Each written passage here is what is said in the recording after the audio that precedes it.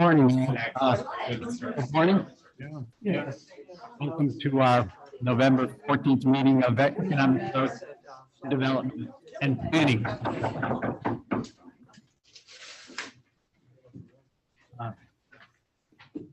We are going to hear today about our housing needs study and the market demand analysis of Warren County. So we've been waiting a long time for this information. I think it's we'll find quality information. The format will be to enable the presenters to present the study, followed by questions by the group. So that being said, we are ready to begin. The study was actually performed by Novogradic. Can I ask you to please open the public hearing? Yes, if I haven't done that. Okay, so we are. Thank you. Do we need a motion to do that? No. So we're formally opening our public meeting to enable us to come to some reasonable conclusions about housing. So why don't we start the process? Yes. Great. I think we'll actually start with an introduction from Pat Tadich, a long-term planner from Warren County, who's recently retired, but she was really the key driver of this study. So we'll, without any more ado, let her briefly introduce the project. Thank you, Ethan. I appreciate the opportunity to introduce this important study. And I just want to acknowledge Chairman Garrity, Chairman McDivitt, and members of the Economic Growth Committee for hosting and providing this opportunity to do the public hearing, as well as the hear from Novogradic on the study. But I thought it was important because there are so many new members, in recent years to the Board of Supervisors and others, that I thought, since my time with the county started in late 1970s, and I'm probably the dinosaur of the group when it comes to understanding the county's involvement in housing. So I felt honored that Ethan and Sarah asked me to do this opening. And I want to say that the county has a long history in providing housing assistance to the residents of the towns of Warren County. And it actually started, I'll be very brief on my comments, but kind of bring you up to date to launch you into the study presentation today. We actually started working on requesting funding from the New York State Housing Trust Fund Corporation, which provides the funding to all projects done under the Community Development Block Grant Program. We started in 1981, and there was a 25-year period that brought us about to 2005, 2006, where we received $25 million, both to local governments and to the county, for housing assistance programs that were primarily directed at low and moderate income and affordable housing. We did 2,100 units. We assisted homes of single family residents. We did a mobile home replacement program, and we did a new home ownership program in that 25-year period. And I couldn't be more proud that we had done that type of activity. And were it not for the staff of the planning department, our housing rehab specialists, our finance people, our GIS people, the planners that we have had that have provided a total support to achieve these accomplishments. I wanted to say that the supervisors in the towns and the county were an incredible support unit for the work that needed to be done, because it's not always easy working with the federal government, the Department of Housing and Urban Development, as well as the state of New York, through the Division of Housing and Community Renewal, but we were able to work our way through the myriad of requirements and policies to achieve the accomplishments that we did. And I'm also proud to say that in that period of time, we didn't have one audit finding for the county. And I find that quite honestly, quite amazing, because there's a lot of opportunities to stub your toe and trip and not exactly do things, according to the policies and programs, but we made it. And I think that's a great thing. So fast forwarding to 2019, we had the pandemic.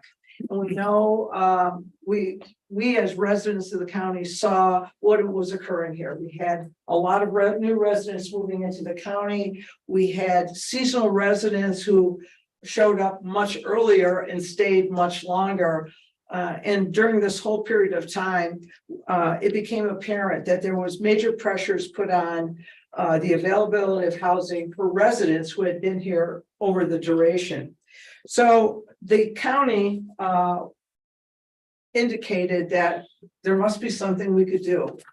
Who are these people who are coming to our county? What are the needs of our local residents?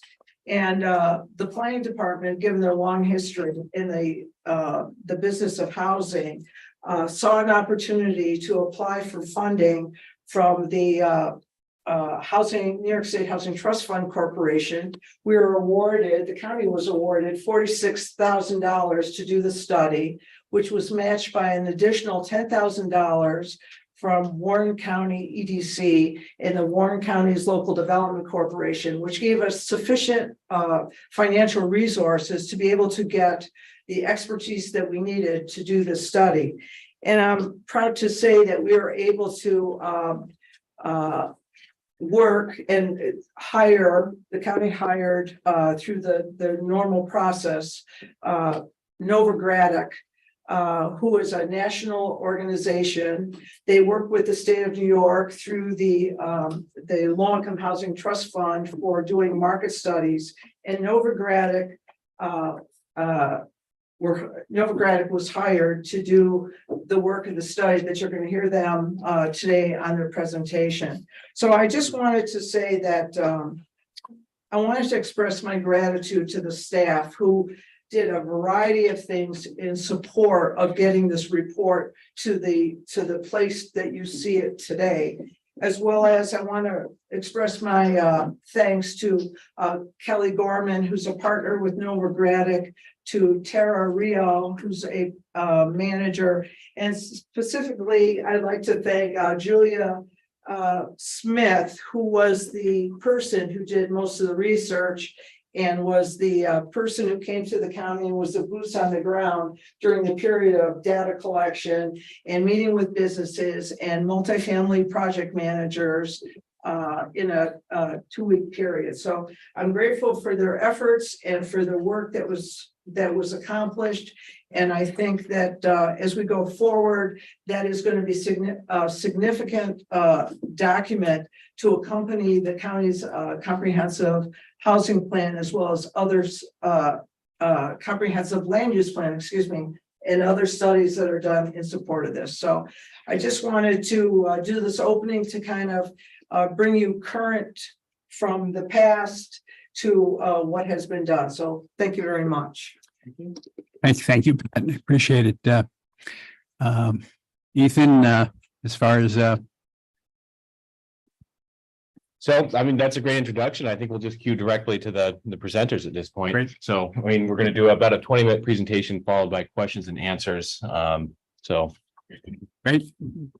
Sounds good. I'll start. Hi, everyone. On behalf of Novogradac, we appreciate the opportunity to do this study. It's nice to see all your faces. I'll tell you a little bit about Novogradac, as Pat mentioned, and thanks, Pat, for the introduction. Novogradac is a national accounting firm. We do tax and audit work.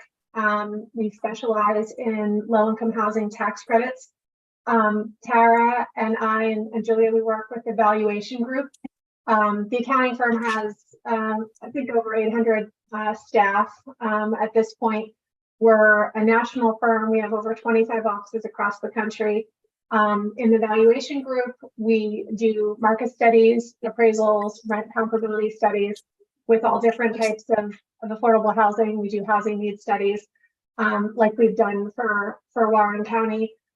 We also do trainings. We hold conferences on affordable housing and various other topics like opportunity zones, new market tax credits, historic tax credits. So we feel like we're experts in this industry. I have been with Novogradac for a little over 22 years at this point. Tara and Julie have been working with us for approximately 10, and they'll go into their background as well. That's my bio. I'm a certified general appraiser. I'm licensed in New Jersey, New York, Connecticut, Pennsylvania, DC, Maryland, Virginia, and soon to be Texas. I also have some background in asset management work. So that's a little bit about me. I'll have Tara give an intro, and then Julia can introduce herself as well. Great. Thanks, Kelly. And thank you everyone for having us here today. Again, my name is Tara Ryle. I'm a manager with Novogradac. Like Kelly said, I've been with the company about 10 years, and I work in market study and valuation work, and I've done a few housing needs assessments like we've done for Warren County. So again, thank you all for having us here to present. We've really enjoyed working on this project. This is something we've been really able to sink our teeth into, so it's been very exciting. Thanks, Tara and Kelly. I'll take it from here. So my name is Julia Smith. As Pat mentioned, I was the sort of boots on the ground person for this project.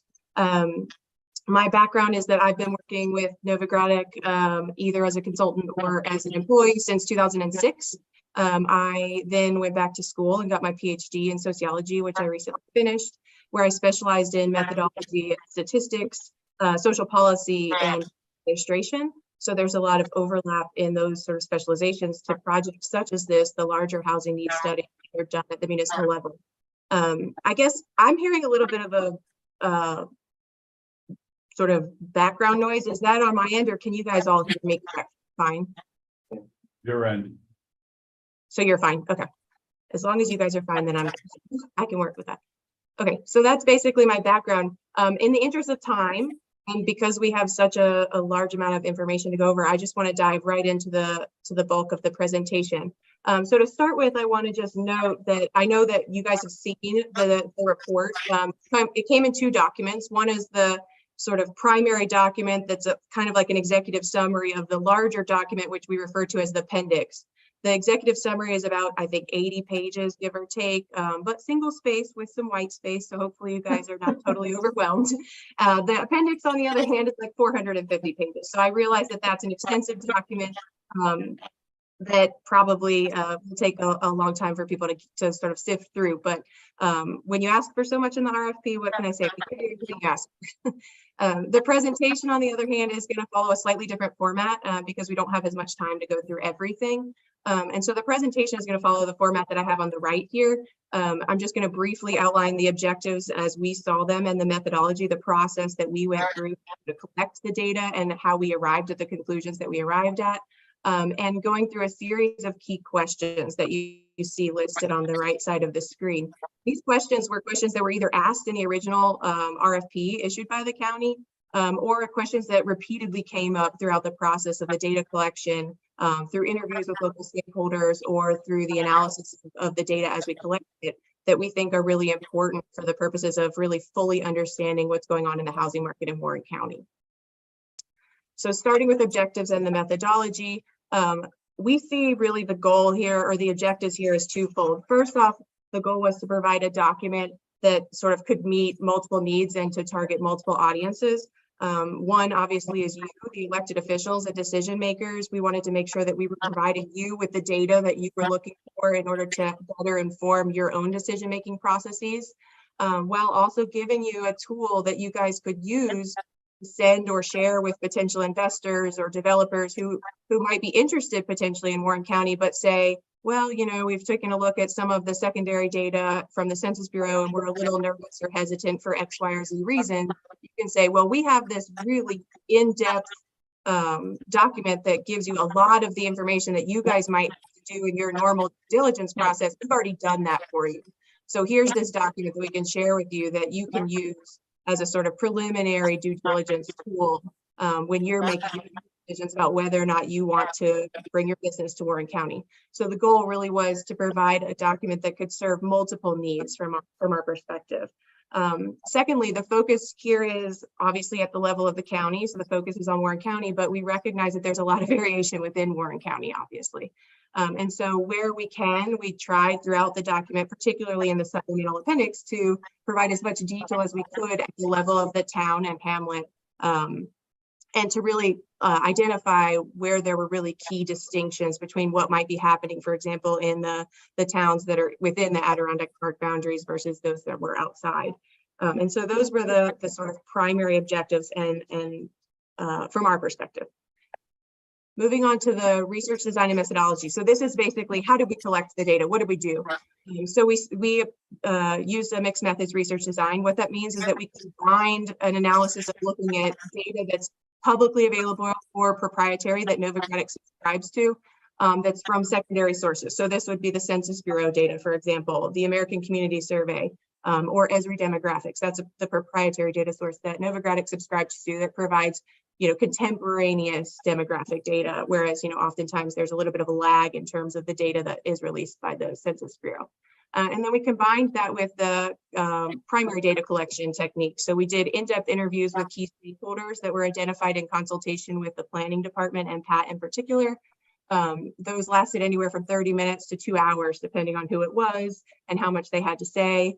Those were really great conversations and provided us with a lot of quality information about what was going on in the local community.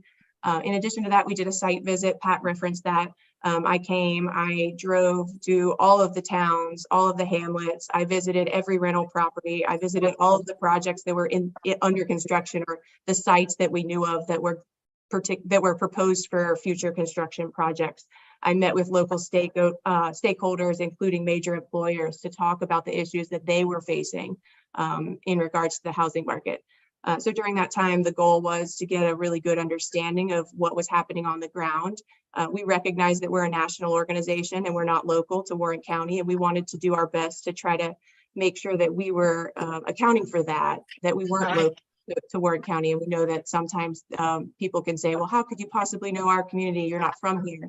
And our response to that is we do our best, obviously, to try to integrate ourselves into the local community as much as possible throughout the process, while also recognizing that, yes, that could be a weakness, but we bring other strengths to the table, one of which is, again, a national organization that has a much wider perspective than maybe a local organization that has more of a regional focus. And then we combined that again with the rental market survey, where we interviewed each of the rental projects about what was happening at those projects. What is the vacancy rate? Do you have waiting lists? How have your rents changed in the past year since COVID, since the pandemic started? Those sorts of things. And then we reconciled those different data sources to identify the key housing gaps that are present within Warren County. And then we say, okay, if these are the housing gaps, what are some of the strategies that other that are similar to Warren County? What are some of those strategies that they've deployed that have been successful, and how might Warren County potentially adopt some of those strategies to address their own housing gaps? Okay, so moving on first to the first question, what is the current state of the housing market? This was a question that repeatedly came up. Pat mentioned it in her introduction. There was a lot of talk about how there was a tightening of the local housing market, a shortage of housing units. And so one of our key objectives was to basically say, all right, does the data support that this housing shortage in fact exists? So as you can see on this slide, as of the 2020 census, there are just under 40,000 housing units. This will surprise no one, but they're not evenly distributed throughout the towns. The majority were concentrated in the suburban and more urban areas, as well as the lakeshore community of Lake George. General supply characteristics. the age of the housing stock. So approximately 30% was built prior to 1950. One of the things that we oftentimes think about is the general lifespan of what a housing unit would be. And we usually use the marker, things that were built prior to 1950 are either at or beyond their typical lifespan, absent substantial renovation. So the fact that there's 30% of the housing supply that is quite old could signal that there is a fair number of housing units that could be in need of renovation, and policies and programs that could support that type of work. In terms of size, the most common unit type is 3 bedrooms. Just under 60% have 3 or more bedrooms. This becomes important, and 11% are studio or 1 bedrooms. This is important because, as probably many of you know, the population in Warren County is aging. The average household size is decreasing in size. So there is a little bit of a mismatch now between the average household size and the most common unit types that are offered. And then lastly, the type of structures that are offered. 72% of structures are single family homes. The majority of the larger multifamily, so that would be like higher density apartments, essentially, housing are concentrated in Queensbury and Glens Falls. What falls within the middle of those two categories, the single family and the large multifamily, is what's oftentimes referred to as the missing middle housing. And that, as you can see in the graphic, consists of things ranging from duplexes up to sort of smaller density multifamily buildings. The purpose of this type of housing is generally thought to basically be housing that can provide solutions to modern day housing challenges such as affordability, accessibility, and walkability that can be compatible with the single family design. So again, the goal here is to say, all right, if most of the housing is single family homes, we don't just want to put large density, high density multifamily right next to that. Think about this as a sort of transition type of housing in between that can sit alongside single family construction and still be considered a compatible use in general. When you look at this, Warren County's housing stock, about 23% would fall within this missing middle housing category, compared to 56% at the statewide level, which makes sense. Obviously, you have New York, more urban areas which have more higher density housing, but it's also less than the nation as a whole. And so there is some room here in particular because the target market for this type of housing includes things like senior-friendly housing design. So it might be cottage style housing where they're independent units, but there's not a lot of yard maintenance involved in that kind of housing design, that sort of thing. They tend to be smaller units, not necessarily in terms of bedroom size, but in terms of square footage. So those could correlate with housing units that are more affordable for young families, young professionals, first-time home buyers, that sort of thing. Julia, I would add too that in an economic sense, it's that missing middle housing that's often used to house the middle class. So that's why it's important to kind of talk about it. Right, good point, Kelly. Thanks for that. And the impediments to this type of housing are listed below as well. Oftentimes it's things related to regulatory requirements, zoning, parking requirements, and then general opposition to density issues. So then moving on, the second part of this question is there, what is the current state of the housing market? Is there an excess? Is the housing supply balanced, or is there a shortage? Stakeholder interviews, as I mentioned before, indicated that there was a shortage. We looked at the secondary data. The secondary data, again, this would be like census data.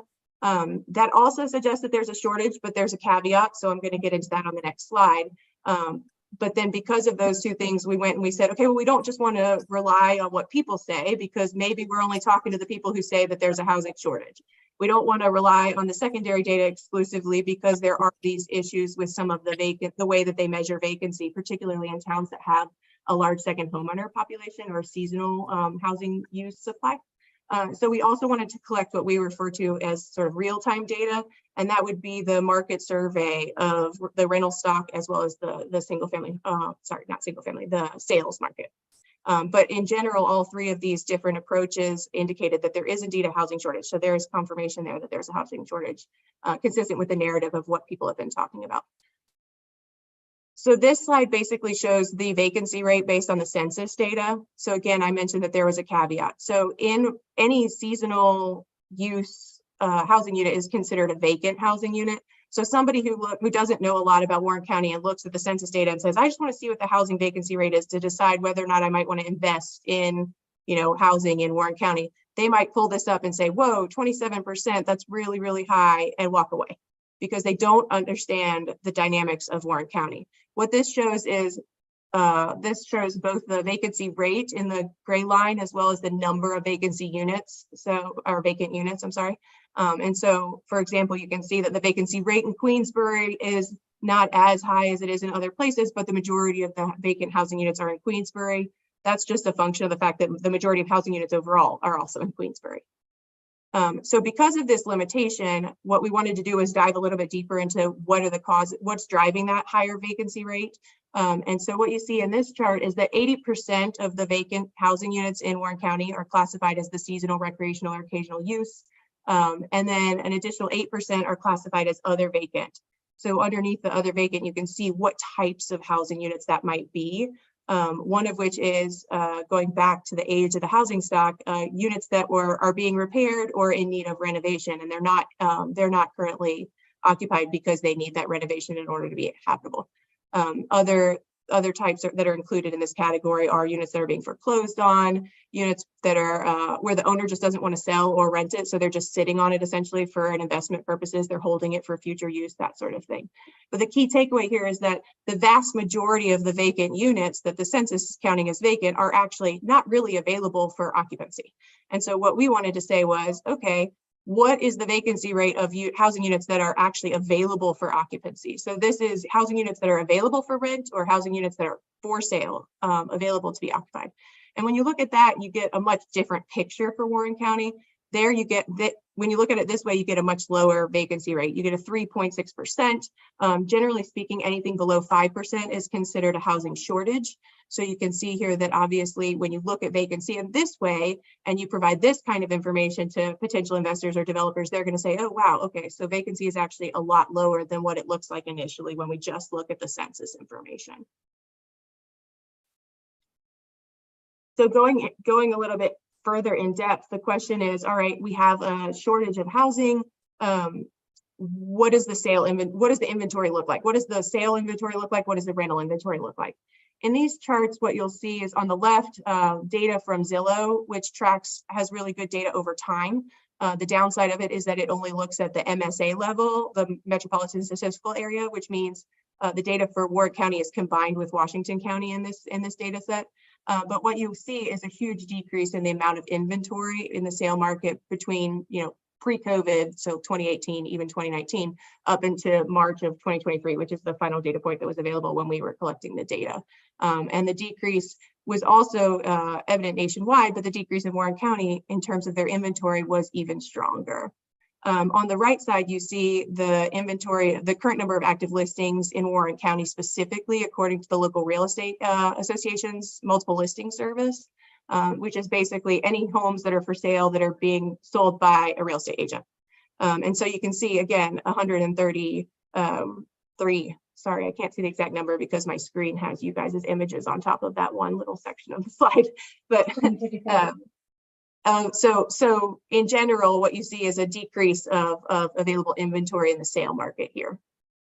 Again, consistent with the narrative that there's a housing shortage. This slide also shows another sort of indicator of whether or not there's a housing shortage, which is the number of days between when a house is listed till when it's either a pending sale, which would be the way that Zillow measures it on the left side of the screen, to the number of days that it actually closes, which is the way that the Realtors Association measures it on the right side of the screen. And the main takeaway here is just that there's been a pretty substantial decrease in the number of days that from when a house is listed to when it actually sells. This is a much more substantial decrease, again, in Warren County compared to the national average. Then turning to the rental supply, again, we did a full market survey of all rental properties in Warren County. So this slide shows you the results of that for the affordable rental stock. And what I mean by that is any projects that are formally or legally rent or income restricted projects. So this would include things like Section 8 housing, low-income housing tax credit housing, which is essentially sort of one step up from Section 8, in between, sort of sits in between Section 8 housing and market rate housing. And what you see here is that the vacancy rates reported by these properties are extremely low. The one exception is Stitchman Towers, but that was under renovation at the time of the interview. So when you look only at the units that were online, in other words, only at the units that were available for occupancy, the vacancy rate is extremely low at 0.4%. Additionally, the vast majority have waiting lists, most of which are very long. Then we turn to the market rate supply, which is what oftentimes we think of as sort of traditional rental housing. This would be the type of housing that does not have formal rent or income restrictions. And here again, you see very low vacancy rates and waiting lists at some of the projects as well. The overall vacancy rate at the market rate units that we surveyed was 0.4%, also extremely, extremely low. And again, we use, generally speaking, a 5% vacancy rate to signal a housing shortage, anything below that. So again, we have more data that's consistent with the narrative that there is indeed a pretty extreme housing shortage in Warren County. Turning to the next question, how much time do I have? I'm going to keep going, but what are the key contributing factors to the housing shortage? So there are a variety of different things that could explain why there is a housing shortage in Warren County. One would be a decrease in supply. For example, some kind of natural disaster that eliminated a bunch of housing units in the market. Did we see that? No, the answer is no. In fact, the number of housing units has actually increased a little bit over time. Another possible explanation would be an increase in demand from existing residents. So for example, new household formations, as young people leave their family homes and go out and start their own households. Do we see an increase in that? And the answer to that was also no. Generally speaking, the number of households, which is where we would see that kind of trend, has remained fairly stable over time. So we don't really have a lot of evidence of that. And then another potential explanation would be an increase in demand from exterior sources. So things like investors in short-term rentals or second homeowners. And here there is evidence of that being a key contributing factor. To start with, I wanted to just say we don't look a lot at the second homeowner market specifically here because Sarah in the planning department did a great study where she analyzed changes in the second homeowner market that was released fairly recent from when we were doing our data collection. So we do reference that in the final report, but for the purposes of this, we're going to focus more on the short-term rental markets. Of course, there is some overlap here. Some people who buy second homes obviously also operate them as short-term rentals in order to help them cover their costs. So we're not saying that they're distinct, but for the purposes of this discussion, we're just going to focus on short-term rentals more broadly. So what this slide shows is when we were collecting the data, which was in the spring of 2023, there were 850 licensed short-term rentals in Warren County. We used a nationwide data source called AirDNA, which is widely used amongst housing researchers as a data source for existing listings of short-term rentals. At the time, there were 1,503 listings for short-term rentals in Warren County at the time of the data collection. So we know that the number of licensed short-term rentals has since increased to 923, I believe, as of September of this year. That might even be higher now because you guys have done a great job at tracking down all of those short-term rental units and trying to make sure to get them licensed. But nevertheless, there is this continuing gap between the licensed units and the units that are out there operating as short-term rentals. And then the other key thing here is just the overall growth in the short-term rental market. According to the AirDNA data from the first quarter of 2020, which would be essentially the pre-COVID sort of marker, to the first quarter of 2023, the number of listings increased by 58% in Warren County, which is a pretty significant increase. One reason, obviously, for that increase is if you look at the profitability numbers, the average monthly revenue for a short-term rental in Warren County is nearly $4,000 a month. Well, most of the rentals that we looked at and surveyed, the average sort of rent fell within $1,000 to $2,000 a month. So essentially, if you operate something as a short-term rental, you can potentially make twice as much money per month as you would make doing it as a long-term rental. This slide just lists a variety of reasons why we think that Warren County is attractive to all sorts of people, full-time residents, second homeowners, and short-term rental investors, and goes through a sort of series of things that I think most of you will agree with. But in general, it's you guys are the location. It's all about, the show location, location, location. You guys have all of those things. You're located at the southern gateway to the Adirondack Park. That means that anybody going to the Adirondack Park coming from the south is driving through Warren County, has the opportunity to fall in love with Warren County, even if that wasn't their initial goal, and think about, hey, maybe I'd like to have a second home in Warren County, or maybe I'd like to have my first home in Warren County or relocate here. You have summer and winter tourism. There's comparatively lower housing prices relative to nearby urban markets. And there at the beginning of the pandemic, there was a general lack of sort of very strict regulations that were in place on short-term rentals in Warren County relative to some other areas. And I know that has since changed as communities are looking to implement more and more restrictions. But at the beginning of the pandemic, there weren't as many restrictions in place. So what are the implications? The implications, the primary one that we want to focus on here is just the increase in costs. So what you see on this slide is the change in the median sale price over time in Warren County. In general, obviously you can see the seasonal fluctuations. So the prices are a little bit lower in the winter, they get higher in the summer and the early fall, and then they go back down. But on average, prices have indeed increased over time in Warren County. Julia, it looks like the prices, can you go back to that slide real quick? Yeah. It looks like the prices peaked in mid to late 2024 or late 2024, and I would think that the decrease has to do with the interest rate. This is the interest rate starting. I'm sorry. In 2022, the peak. Yeah. It looks like I would bet that some of it could be seasonal, but like the decrease. The end of 2022. And the reason the price is coming down a little bit is just because of the rising interest rates and just less less financing, less money in the market with the rising interest rates. Yeah, I definitely think that's true. So one thing that was unique to this project is that we were collecting data in the first quarter, essentially, or just at the beginning of the second quarter of 2023. So the 2023 numbers that we have don't include the peak months of 2023. So by now, you guys probably, if you went back and you collected the data again, there would be a question as to whether or not this line, I don't know if you can see my cursor, but whether or not this would rise to go higher than the peak of 2022, which is here, or if it would remain, somewhat a little bit below because of the change in interest rates. That's just a question that this data doesn't speak to, but we aren't going to look a lot at the 2023 quarter one data because that's the sort of trough of the housing prices. And so most of the comparison that I'm looking at, or that we would look at, would be ending in comparing sort of pre-COVID 2019, early 2020 to 2022 numbers. But again, what Kelly mentioned is absolutely true. The increasing interest rates did in fact obviously have an impact on demand. And that's an outstanding question given when we collected the data and when the report was released.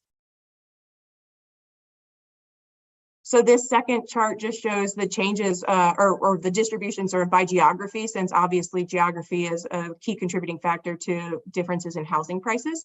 It shows the median sale price by town over time and the change.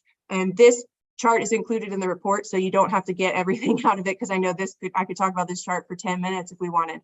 But the main point is that there has indeed been an increase generally across the board in all the towns in terms of the median sale price. The magnitude of that depends on the town in particular, but also is dependent on what kinds of product is being sold from year to year. So there are other contributing factors beyond just simply changes in demand, but nevertheless, this does certainly show an increase in sale price driven in part by that change in demand. So now turning to changing in prices, rental prices. From the market survey, what we heard from most of the affordable housing projects was that they were really trying to preserve affordability for their residents and future residents. So they were limiting rent growth as much as possible, or rent increases as much as possible, particularly in light of rising inflation. Whereas the market rate properties were less likely to talk about rent growth in that way. That's normal. That's nothing unique to Warren County. But the growth reported in rents over the past year were anywhere from 5 to 8% at the projects that we surveyed. And there was one property in particular that we had a lot of historical data over time, dating back to pre-COVID, And that project, and I'm not going to say the name of it because that's not really the point. The point is just that we only have this one data point for it. But that project has increased its rents by 22 to 41% since before COVID. So it's a pretty substantial increase. To supplement this discussion, I also added the HUD, the Housing and Urban Development, publishes every year what's called fair market rents. Essentially, that's what it would cost to rent a reasonably priced unit at about the 40th percentile of the rental income or rental distribution, for example. So sort of an average, let's say, unit. How much does it cost to rent an average unit? And they break it out by per bedroom type. And the reason that I included this is because when we collected the data, only the 2023 numbers were available. And so you did see some increase from pre-COVID to 2023, but they've recently released the 2024 numbers. And what you see now is a pretty giant increase. And the reason for that is because the numbers that they start with, it's a methodological thing. It's very down in the weeds. So I guess maybe I'm not going to go into that, but I'm happy to answer it if people have specific questions about why this is. But the point is that this actually, there's a little bit of a lag in HUD's fair market rents. And what we're seeing now is the sort of catch-up effect of how rents have in fact increased pretty substantially in Warren County. And then also adjusting for inflation, which was higher obviously in 2022 and 2021 and 2023, less so in 2023. In addition, I broke down the fair market rents by zip code for people who are interested. Again, this is not actually in the report because this was recently released, but it is very interesting to see just how substantial some of the increases in the rents have been. So this sort of speaks to what does the future of the housing market in Warren County look like, and what can we expect going forward. Brings us to the next question. What does the future hold? Essentially what we ended up with was all of the data that we collected and compiled. We said, okay, what does this tell us about what are the housing gaps in Warren County's housing market? And we categorized those into 4 different types of housing gaps. One is the design gaps in terms of the design, the types of structures that are offered. This is specifically in reference to sort of senior friendly housing. As the population in Warren County ages, are there housing opportunities for people who are aging, who are looking to downsize? There's a general lack of that type of housing supply. The second category would be demographic housing gaps. Again, this could be related to both the type of buyers. So first-time home buyers, there's not a lot of starter homes that are available right now. This is largely related to the increase in housing prices. And also competition from sort of cash buyers coming from out of the county. Price point gaps, you can see there, there's not a lot of ownership options available at $300,000 and below. There's not a lot of rental options priced at prices that would be affordable to somebody who is working a minimum wage job. And in the actual report, we go into much more detail about what would be affordable to different types of households, depending on, for example, are you a single person? Are you a single parent? Are you a married couple with 1 child, 2 children, whatever? And also by occupation. So for those of you who are interested, that information is in the final report. And then lastly, geographic gaps. So are there needs that are larger in some parts of the county as opposed to others? So then the question becomes, okay, so now we know that there are these gaps. What's in the pipeline, and will what's in the pipeline meet any of these gaps? So this chart just sort of summarizes what we were able to compile in terms of what was in the pipeline. About 1,000 units were in the pipeline at the time of the project, of the data collection, but only 128 of those were actually under construction. So what does this lead us to say? Okay, well, we have confirmation that the housing market is in fact tightening. While there are almost 1,000 housing units in the development pipeline, only about 13% of those are actually under construction. So whether or not the others will actually be built or not is still up for debate, if you will, or somewhat unknown. And even if they all are built, they're at least 2 years or more out before they enter the market. So there's going to be a time period where the housing shortage is going to certainly persist. Despite these additions. Also, you can generally say, well, if there's already a housing shortage and we don't have a lot of units in our pipeline right now, then that shortage is likely to be exacerbated, in which case prices are likely to continue to rise. One thing, obviously, which is a bit of a hiccup, there's a hiccup into that logic, is the interest rate changes and how that has suppressed some of the demand for housing. Another potential unknown is what's going to happen to the housing supply that's currently occupied by the baby boomer generation when they start to downsize. Is there going to be a huge increase in the amount of supply that hits the market? This is something that's unknown. This is not unique to Warren County by any measure. This is something that is a national conversation that people are having about whether or not that is going to help housing shortages once that process starts to unfold. But that can only unfold if there are in fact options for people to downsize into, right? And so that's a housing gap that certainly needs to be discussed, particularly in places where there is an aging population like Warren County. So absent policy and regulatory changes, the number of short-term rentals are also likely to continue to increase in size. So lastly, I just want to end with what can Warren County do? Ultimately, this is a question for you guys. You know, what is the ultimate goal for you in terms of what Warren County's housing policy is going to do? Is the goal to eliminate the housing gaps that we identified, or are there other goals that you also want to address? And that really goes beyond the scope of what our tasks were. But it certainly is a part of the conversation that you guys are probably having and should continue to be having, but I assume will also be part of the comprehensive plan conversations. What do we want our community to look like? And how can we design a housing strategy and housing policies to help us meet those particular goals? And of course, the ones that the list on this slide is not by any means comprehensive. There could be other types of goals too that you might have for your housing policies. And they're not mutually exclusive. So some projects can accomplish multiple goals on this list.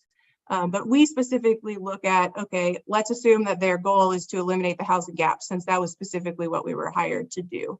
And I realize that this chart might be kind of hard to read, but again, this is in the document. So for those of you who are interested, it's in the document as its own page. So hopefully that's much easier for you to read. But essentially what we did was we organized the recommendations into a series of recommendations, two of which I'm going to outline today or emphasize today, starting with adding new housing supply with a focus on addressing the identified gaps. So there's two ways that you can add housing supply. One is to build new units. That's what this slide is covering. The action items are targeting specifically the gaps that we talked about before. So how could you build new housing that would target specifically, for example, the gap in affordable home ownership options, which would be like the bottom row, or the gap in affordable housing rental units for people with incomes of 80% of the area median income or below. And so they're organized in a way that can very much allow you to say, okay, if this is the target market that we want to try to address, what can I do? And the implementation strategies are then things that other places have done in order to try to address those housing gaps. And so the goal here is to provide you with a list of potential tools that you guys can look at to address these gaps that you decide are the most important gaps that you want to address in terms of your future housing policies and strategies. The second way to add new housing supply is obviously to preserve the existing housing supply and adaptive reuse of existing housing structures that are currently not habitable. Again, these are organized by action item in the first column, and then implementation strategies that have been successful in other places. And then the second key recommendation that I just want to focus on here before ending is just the fact that Warren County can be more proactive and manage the changes in demand that they've experienced as a result of the pandemic and the changes in demand more broadly for housing as a result of that.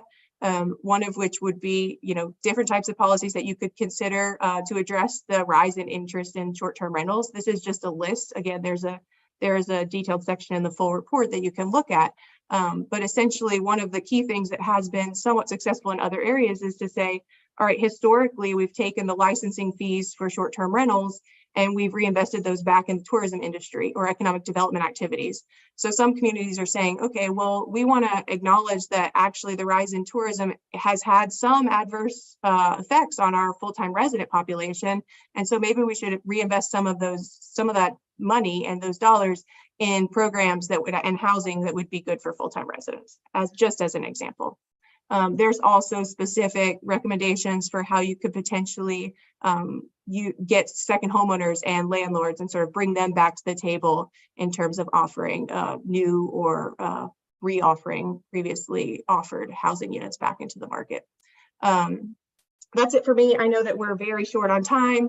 I wanted to thank everyone in particular who helped in this process. It was a long process. I know that it took longer than we were all originally expecting. In particular, I wanted to thank the 4 people that are on the screen because they went above and beyond to make sure that we got this project done.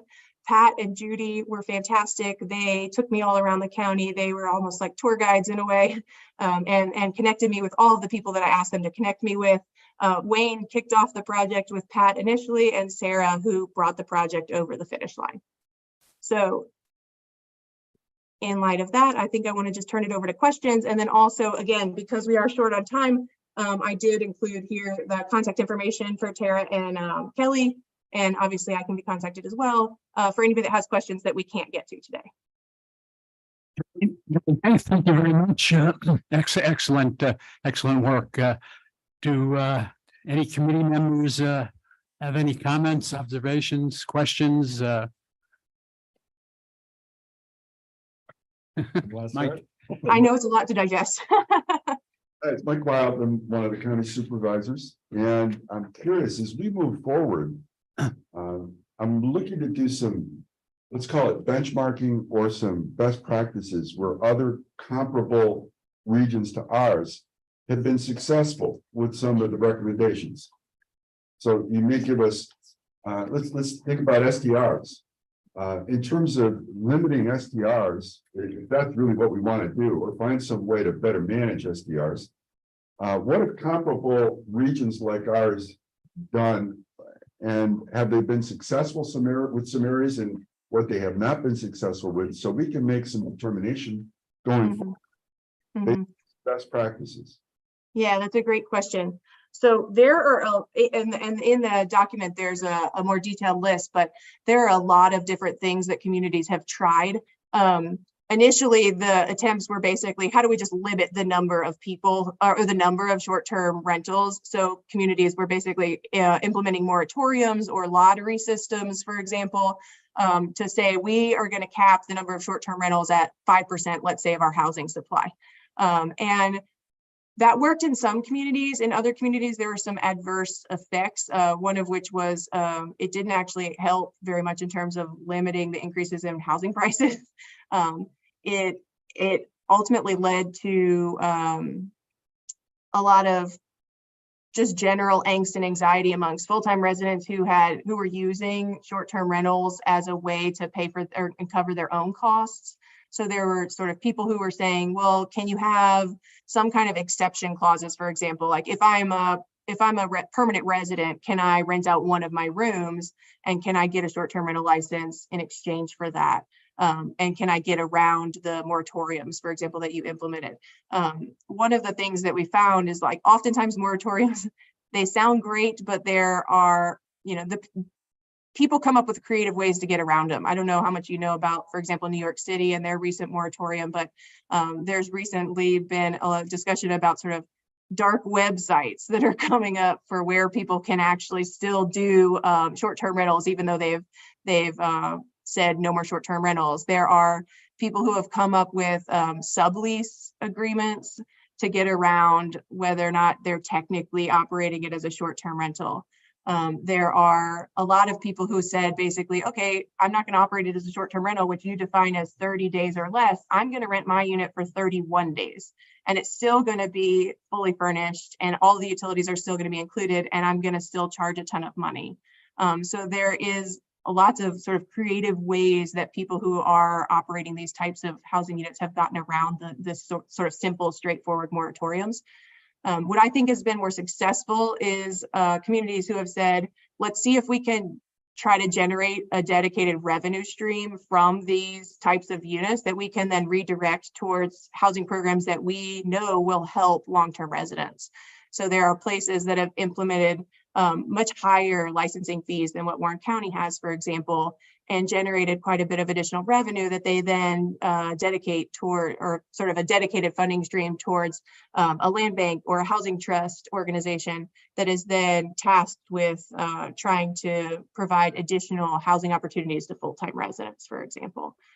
So those strategies, I think, have been more successful than the sort of blanket moratoriums. Mike, any more? Yeah, but I'll defer. Great. Thank you. We'll take turns. Supervisor Leggett. Thank you, Mr. Chairman. Julie, thank you for that presentation. Thank you for coming to the town of Chester and doing an interview up there as well. Of Uh, course. Good to Great have to you. see you. The information, the graphs that you presented there is a great data set. Now, this is property of Warren County now. Is that what I read in the report? So we can keep up Kelly, data sets? I'm gonna defer that to Kelly. I think the answer is yes, but I'm gonna let Kelly answer that. The report, yeah, the report is yours. All of the information that's in the report is yours. You own the report. Is that what you're asking? Right, because for example, on the housing prices, you don't have the summer of 2023 in there. So, Right. That was outside of the study timeframe. pardon me? That was outside of the study timeframe. Right. But you did all the background work. Can we keep up those, see trend over time as we implement different practices to see what we need to address? Is that information available to our planning department so they don't have to remake all of that, those data sheets? That would have to be an expansion of the scope of work. So, we'd be interested in doing that for you, but that was not part of the original engagement or the fee. So we're open to it if that's something that you're open to, and we can, talk about an engagement to cover that. Okay, thank you. That's the underlying data. We're not looking for them to pursue it further, right? That's We're just Right. the numbers behind the graphs. Yeah, I think he just wants to know whether or not they have that data that they can then update in the future. And the answer to that is somewhat yes and somewhat no. The main data set for like rental properties, for example, we did provide the table that we used so that Sarah or Ethan or whomever can go in and just add future rental prices. Let's say you guys decide, in a couple of months or next year, or whatever, that you want to do that internally, or you want to outsource it to somebody else, if not Novogradac or maybe Novogradac, you would have that Excel spreadsheet to essentially, so that you wouldn't be starting from scratch. Yes. Thank you. Supervisor Stroud. Well, thank you. Saying it's easier than doing it. That's why you guys get paid the big bucks. Yeah.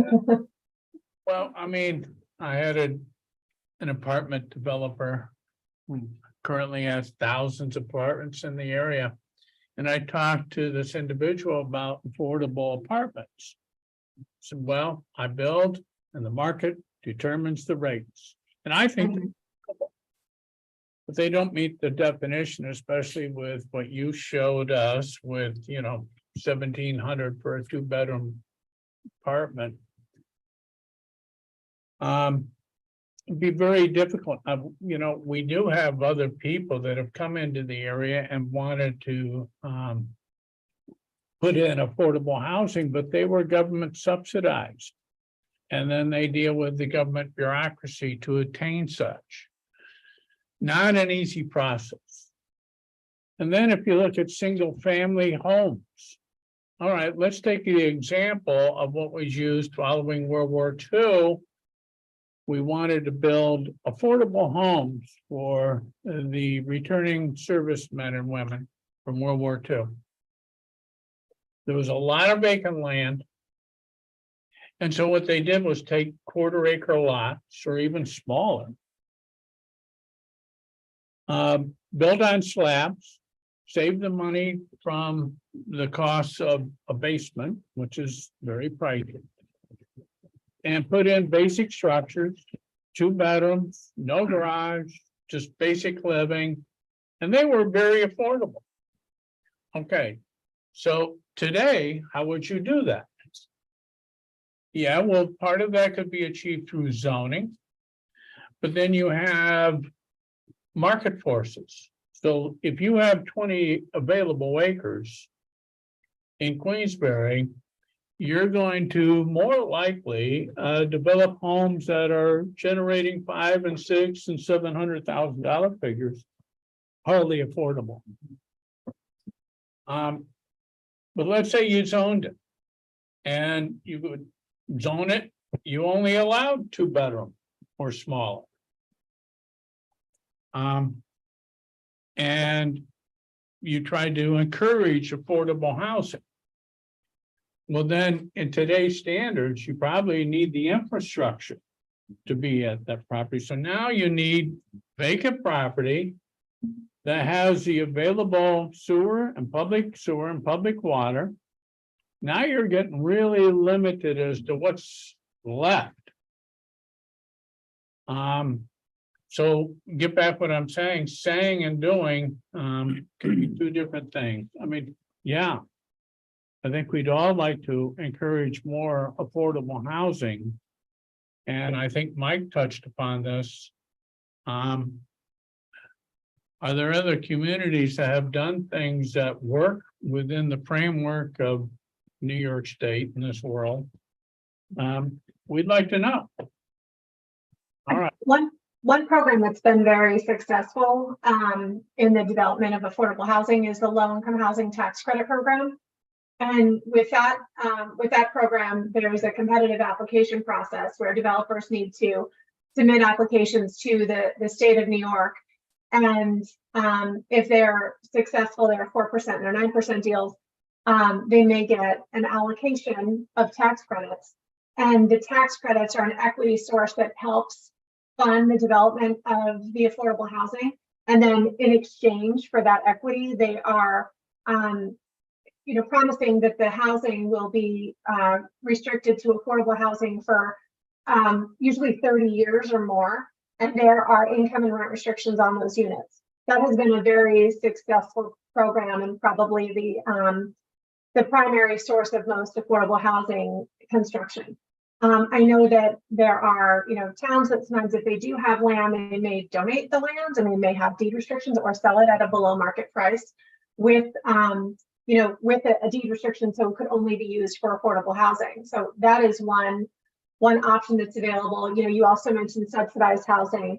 There are various HUD programs like the Section 8 program in which sometimes you're dealing with some of that bureaucracy, and those properties get paid a contract rent, which is supposed to be in line with market. Sometimes it's above or below, and developers and owners of Section 8 housing usually have a more secure income stream, and they're working with the housing agency to help fill those units. So that's an option as well. But the low-income housing tax credit program has probably been the most successful way to develop affordable housing. We do a lot of work with that program. Thank you. Supervisor Leggett. Thank you. And that brings up a problem with introducing that into communities. Most communities don't want to have that low income housing tax credit type development within their area. And as you noted in your report, most of that goes to 60 units and more. So that's not in scale with our smaller communities. But you also talked about housing trusts in your report. Is that a viable way? Have you seen in your experience going forward? Julia, do you want to take that one? All right, can't hear you, Julia. Trust as a form of creating affordable housing rather than a low-income housing tax credit program, that housing trusts get involved, reduce the amount of base of the real estate cost, and you put the houses on top of it. We have one program up north of us in Essex County that is involved with that. Have you seen those as being viable for communities like ours, where you can have smaller development projects that are still viable and can fit into our small hamlet communities? Julia, I think Julia's going to take this one, but we can't hear you right now, Julia. Are you muted? Oh, Can you still not hear me? I hear you now. Okay, sorry about that. That was weird. I was not on mute. Yeah, that's absolutely a strategy, particularly for the communities that can't support a 65 plus unit project. It also provides a little bit more flexibility to the developers that you work with. Again, Kelly talked at length about the low-income housing tax credit. That project is fantastic. There are projects in rural communities that are funded through that program, but much less so than obviously urban areas. With the housing trust fund, one of the things that I would say is, you don't have to reinvent the wheel. There is a housing trust fund already in operation, and we referenced the specific organization. I can't remember it off the top of my head, but in the report that is expressed interest, and Pat may know the exact name, in working in Warren County on projects. But in combination with the Housing Trust Fund, or other communities have said, okay, we're going to use a Housing Trust Fund, but we're also going to offer a pilot on the land payment, a subsidy for the property taxes. And you guys actually have used that program quite successfully to incentivize different types of projects throughout Warren County. So that's something, again, where you're not really having to reinvent the wheel. That's a tool that you already have in your toolkit that you can then use to incentivize particular types of housing that you guys want to incentivize. Thank you. The one of the things you mentioned was, and I hope you're wrong on this, is you indicated that you would predict or see an increase of 14 to 19% from 23 to 24 as far as rental prices are concerned. That seems like a big number, and it would seem also that the purchase price of houses would follow along the same cycle. So it seems to be coming down to and I pose this as a question, just in terms of are we affordable? Can people afford to make it, as far as some of those numbers are concerned? So Right. Supervisor Conover. Can I actually clarify? Can I comment on that actually too? Just to clarify, the chart on the rental increases is actually the fiscal year. So that actually is fiscal year 2024. So those are the rent increases that HUD has said already happened. There's just a lag in that data set. So they're basically saying the rents last year, if the way that we think about it, October 1st to September 30th is where that rent increase happens. So that's not what's projected into the future.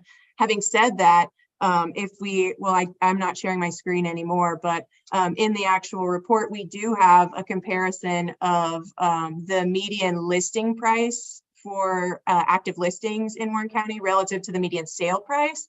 And there is a pretty significant increase. So whether or not those are going to sell and close at the listing prices is yet to be seen, but it does seem to indicate that the housing prices are certainly continuing to rise throughout 2023, in spite of, or at least through when we stopped collecting data, which would have been the late spring of 2023. So whether or not the change in interest rates had an impact on that, we can't say specifically, since that was outside of the data collection scope for us, but that's something that you guys could certainly look at.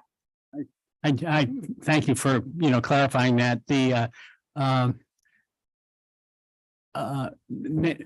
the last couple of days, the inflation number for the entire country was announced, and I think it was 3.2%. So it appears as if Chairman of the Federal Reserve has finally gotten a handle on inflation. Yeah.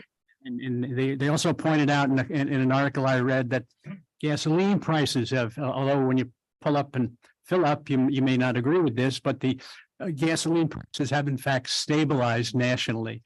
So hopefully it just takes a while for good things as well as bad things to kind of get into the system. So yeah, just sort of stabilize. Yeah.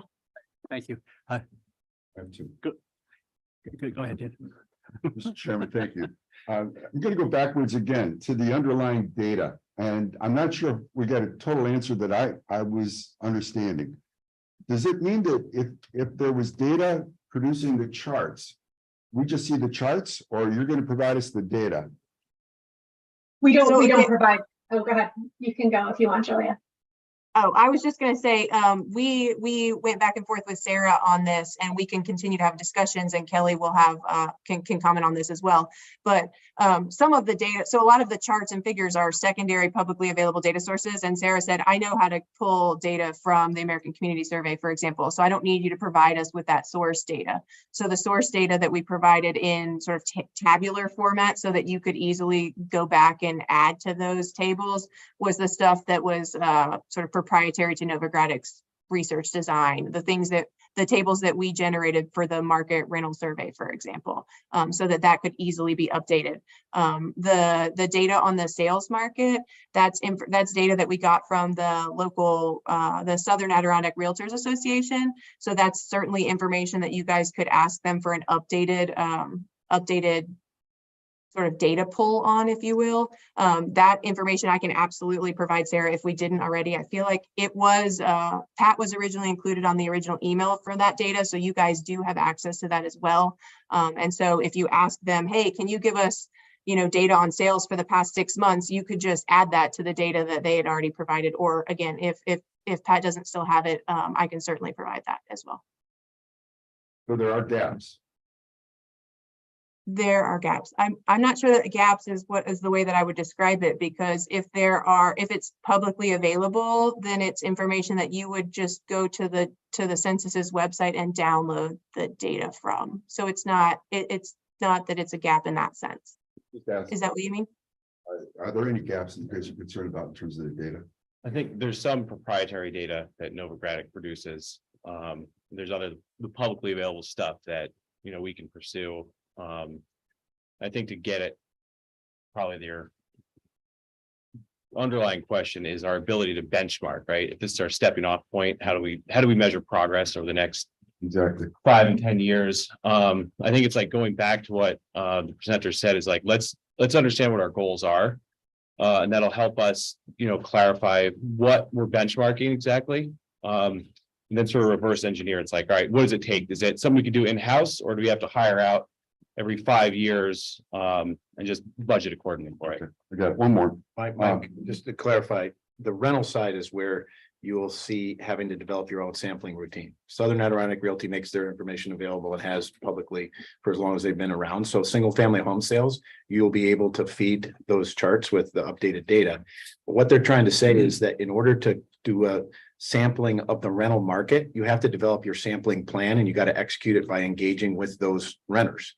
And even if they gave us that data, we would be complied to their talking to everyone, which was a pretty exhaustive thing, but I'm not sure sustainable. So we would probably want to develop something smaller anyway. So my last one is that there were 5 general recommendations as part of the report. Within those recommendations were multiple different approaches we could take to solve those. So my question is, how do we move forward?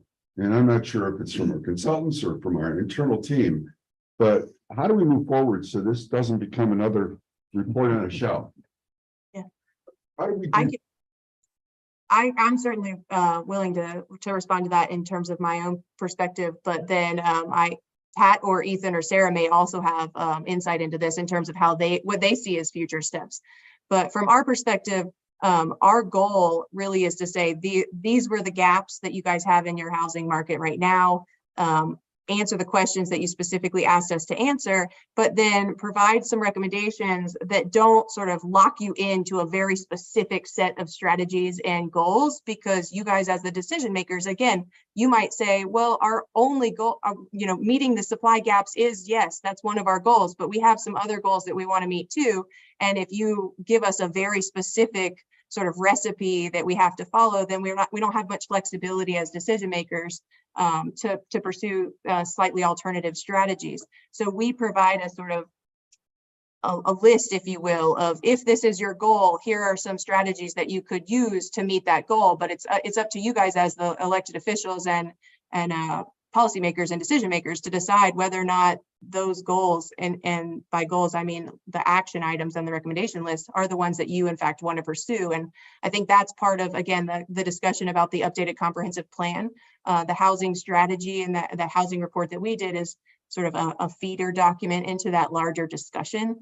But that's a discussion for you guys to decide what your ultimate goals are going to be. And hopefully once you make those choices, the recommendations that we have and implementation strategies that we provided will help you to give you a path towards meeting those goals. Supervisor Conover. I think the recommendation or the observation you made on short-term rentals is a good one, because as you know, in some of our tourist communities in particular, a lot of the available renter housing, year-round renter housing is consumed by short-term seasonal workers. Right. I mean, by this report, we're using a definition of 30 days or less, which is really a tax definition, not a definition wherever, what is a short-term rental? I mean, if you were saying to me what's commonly thought of as a short-term rental, I'd say any rental less than a year. Maybe there's maybe 6 months, I'm not sure. So in some of our communities, the availability of year-round renter housing has always been a strain. Not the least of which, the reason being most of our stock is for single family. We just don't have the kind of multifamily units that other communities have. And I think your observation on the short-term rental is also a good one in the sense that it may affect different communities in different ways. For example, in our community, it would seem to me that a lot of the short-term rentals that are being put out there are of a single family variety, more than a multifamily, let's say. And so it gets complex is my point. And so what is a short-term rental? You made the good point. So if I rent for 31 days, I'm not a short-term rental. You know, I'm 61 days, I'm not a short-term rental. Well, what is a short-term rental? And how does it affect the availability of year-round residency? Can I comment on this as well? I think just the step of defining what a short-term rental is very important. And you know, Julia mentioned like less than 31 days, but I don't know if that was you know, if she checked that with the county or with the various towns, because in their zoning codes they might have, they may have already defined it or they may not have. In my town, for example, this is something that they're looking at because we've started to see a few Airbnbs pop up, and just the churn of people moving through those houses in these neighborhoods with lots of families. You know who these people are, and you know, people are having parties. There's security concerns with it, and I think just, you know, looking at the backgrounds of the people that are living there and what the purpose of renting the house, and if it's a night or 2 nights, you know, there are concerns for, you know, in the neighborhoods with them. And, you know, the town is looking at actually defining it. And, you know, our town, we have, I live in New Jersey, we have a river that goes through the town, and periodically we have flooding. And so there, you know, we have to be careful when we do determine what the definition is, because if it's less than 6 months, for example, we sometimes have, you know, families that are displaced because their homes are damaged from the flooding and they need to rent something temporarily. So would we want to do, you know, something that's less than 6 months, you know, less than a month? In some homes, you know, they're wanting to be renovated, and families need to live somewhere else temporarily. So the needs of each town might be a little bit different. And, you know, that's why the definition really might matter a lot from one community to another. Yeah, I mean, I think I did say, I think that recommendation, I think is a good recommendation. It doesn't take you in a specific direction, but I think it's the correct definition, because it's, as I say, in some of our communities, the availability of year-round renter housing is always been a challenge, and is a challenge. And a lot of it was candidly provided by adjacent communities that had more supply of renter housing. But as your report points out, as that begins to become less affordable or begins to dry up, that creates strain for us as well. So it's a challenge going forward. There's just no doubt about it. And you mentioned zoning, for example, but yeah, because zoning defines by tenure, not by tenure, but by type, right? I mean, the house you're living in, I don't know whether you're renting it or you own it, but by zoning definition, it should be occupied by a single family, right? And so it's that's where it gets very complicated within the zoning definition. Right. And enforcement of restrictions through the zoning code can also be difficult to enforce, or costly, I should say, on the administrative side. But So in the development of renter housing in the more rural areas. It's a challenge. It's a challenge. So the only thing Mr. Stroud is correct. It's- Supervisor Wild. Thank you. So my question is for Ethan and Sarah. It's two-part. Are you guys satisfied with the work that was done and presented? And secondly, what are our first steps in terms of moving forward? In the second part, you can wait until next month when we meet, right? Or in a few weeks, right? But are you satisfied with the report? Just speaking from, not being involved in the front end of this report, but being aware of what the request for proposals was, the contract, and the final product. Yeah, happy with the outcomes of the report. I think we have a really good basis of information upon which now we can start talking about goal setting and identifying our priorities. So yeah, I think we're in a really good spot with that right now. Sarah, it's that. Yeah. And then for the second part of that, we did outline some of the next steps that we have already started to undertake that went out last week. But generally speaking, there's a lot of different partners involved in housing in our region. Anyone that's attended Common Ground Alliance meetings, the Lake Champlain, Lake George Regional Planning Board, and, Adirondack Association Town and Villages, this is the number one issue.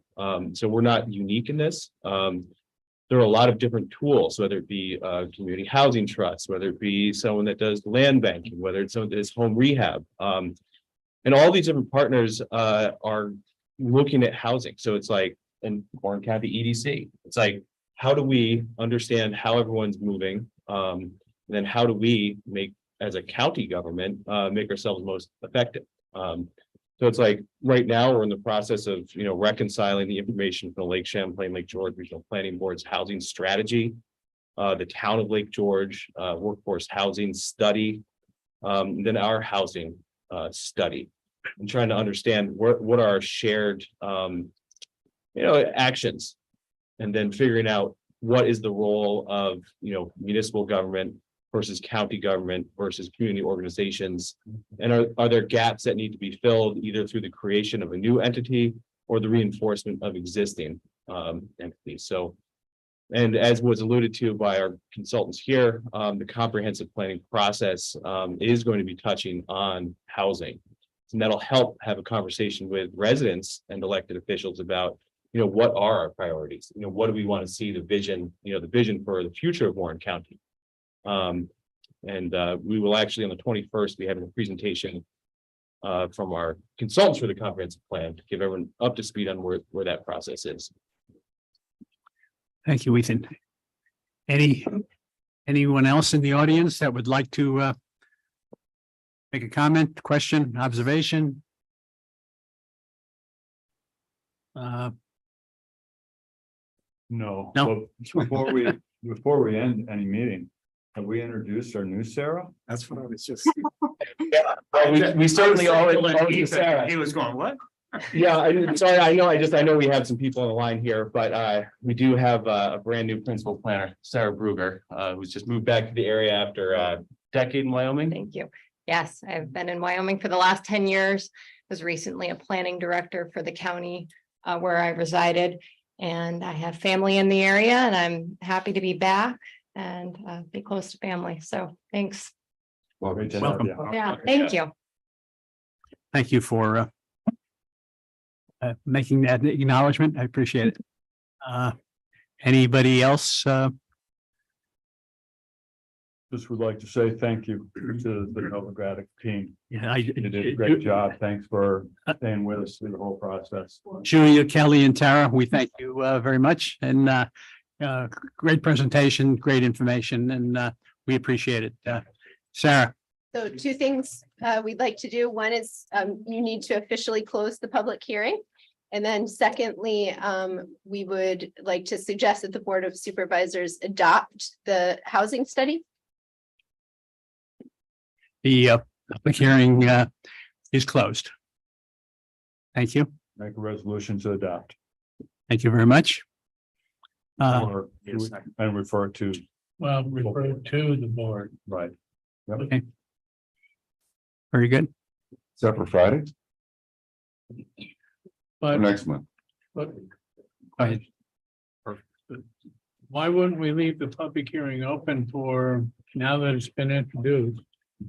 For emailers and people at the Board of Supervisors, or you can reopen it at the Board of Supervisors meeting? Pat? Since I have been the person who's kind of conducted all the information related to the public hearings for all our community development grants.